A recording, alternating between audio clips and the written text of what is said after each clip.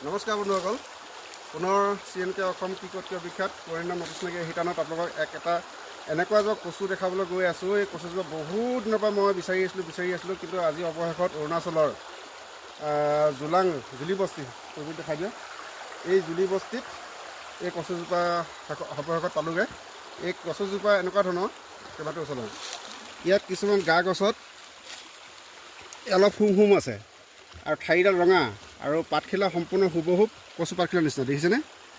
ইয়াৰ বিশেষত ঔষধি গুণ হ'ল আপোনাৰ যি এনেকুৱা ধৰণৰ গেছ ফৰ্ম হওক, যেনেকুৱা ধৰণৰ আপোনাৰ পেটৰ ডিফিচিয়েঞ্চি মানে পেটৰ গণ্ডগোল, ইয়াৰ এটুকুৰা কেঁচাকৈ খাই দিলে আপোনাৰ যেনেকুৱা গেছ ফৰ্ম নহয়, যেনেকুৱা ধৰক আপোনাৰ লেট্ৰিনৰ কিবা কনষ্টিটিউশ্যনৰ বদ হজম বা এনেকুৱা কোষ্ঠকাঠিন্য এনেকুৱা ধৰণৰ সমস্যা থাকিলে এই কচুবিধে একদম সম্পূৰ্ণ নিৰাময় কৰে।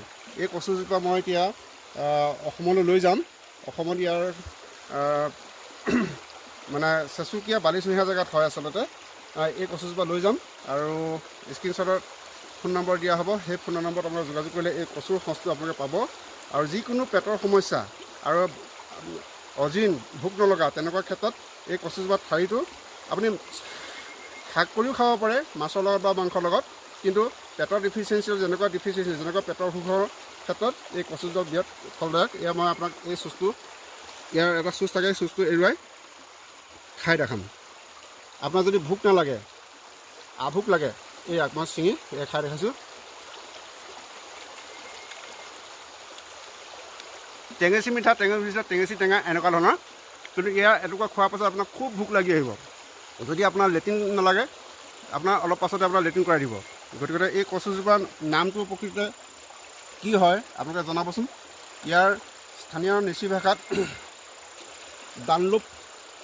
দানলুপ বোলে, কিন্তু আমাৰ অসমত যদি এনেকুৱা ধৰণৰ আছে, ইয়াৰ কচুবিধৰ নাম কি বন্ধুসকল নিশ্চয় জনাব। এতিয়া এই কচুটো আমি সচটো আলুসহ, ইয়াত আলু আছে, কচুৰ যেনেকৈ আলু থাকে, কিন্তু কষ্ট হ'ব। এইডাল এডাল গছৰ গুৰিত আছে, শিপা কাটিব লাগিব। এই শিপাটো কাটি ইয়াত আলুটো লৈ যাম। ইয়াৰ ঠাৰিটো সম্পূৰ্ণ লাল আৰু হুম আছে।